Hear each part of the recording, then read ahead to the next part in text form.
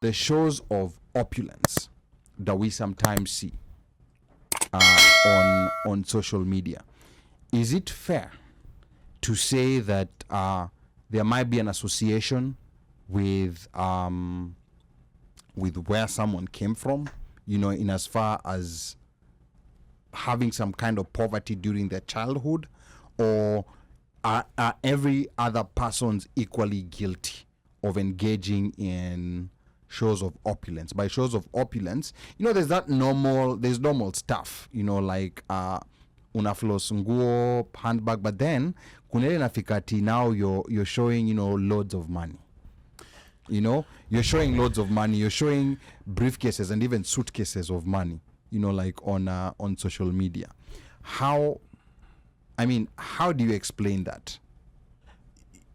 Bandi was here earlier, again, and he mentioned something that was very interesting. In Kenya, in Tanzania, and I think the same applies to Kenya, kuwa na gari is what? Is considered a big... It's prestige, yeah. It's prestige. Yes, correct. In Kenya, ukiwa na gari.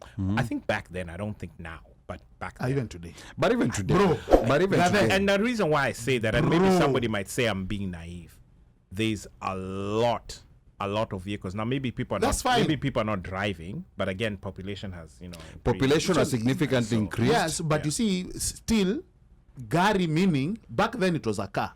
Correct. But now, disc 4, disc 3, I come to discover that is Discovery.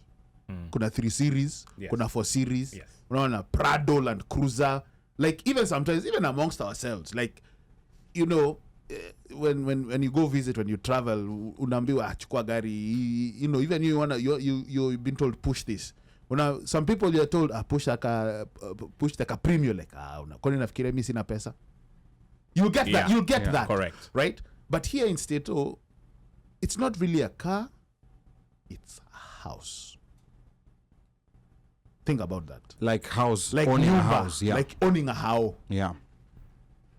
That's a sign of you think wealth. about it, yes. That's a mark of wealth, because that's a mark of umefika. There's a lot of renters in the US. Okay. There's a high proportion of renters in the US. But kule nyumbani ni gari. And when you look at, for example, like Nairobi has become poorer. Like we may not realize it because of maybe the circles of people we know, but Nairobi has become poorer. And Nairobi is almost 70% informal settlements. The population. Yes. The population, almost 70%, they live in informal settlements. So if you're living in an informal settlement, hakuna hata sehemu ya kupark gari. Forget about owning a car. You don't even have a place to park that car. So in as much as we may see many cars in Nairobi, I think there's a small segment of people that own these cars, because you'll still see a lot of people using matatus. Nowadays, hata watu wa matatu, they've been separated from the rest of the population because of Ubers. So there are people now who are using Ubers and are not using matatus. I can't remember the last time I used a M3, like when I was in Kenya. So there's that separation. There used to be a separation between watu wa matatu na watu wa mguu. Because kumbuka kuna watu wa Route 11. Yes. Yeah. Wakutembea. People who walk from Kibich Line Saba all the way to industrial area. Yes. So that's another segment of people. And then sasa middle class and let me say upper low class, tulikuwa tukikutana kwa matatu. Yes. Because hata kama unaishi Nairobi West, tunakutana kwa matatu, but now there's a new separation with people who use Ubers. Yeah, who are no longer using matatus. Because also remember, kutumia matatu, also you had to ingia akina Moonkid, those Ricochet. Yeah. Yes. Unaget? Because not everyone could afford to go to pay that extra 5 bob or 10 bob. Yes. To ingia Kerea. And those ones you'll only find them like in the West, Nairobi West, whatever. Maybe up to Buru. ukiingia umo ni 1960 ni Tunisan tu. They used to be in until Comarock. Yeah. Ziliingia 1960 za zile zinakupeleka moja tu Kayole. Kuna part Eastlands kumbuke ni wapi, they used to be those matri zile Ford za zamani. Unakumbuka zile Ford za zamani like I don't know how to describe them, but they were very very old cars, and then there were some routes zilikuwa na zile 7 aside zile mnaka kama zile face me I face you. Yeah, yes, face me I face you. Alafu hapo kuna kanini na mtu akishikilia hivi wewe na matako yake mnaongea.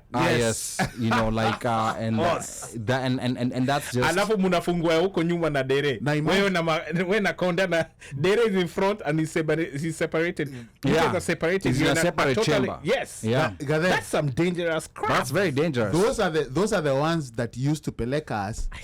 Yes, you're very right. Yes. Uko Ushago, those ones. Yeah. Seven aside. Yes. Hizo ndizo the ones. Yeah. Yeah, so unaona there's been that stratification. And the locks the thing from outside. Bana. And you're like, okay, how are we getting out? Koji anafungwa na koji.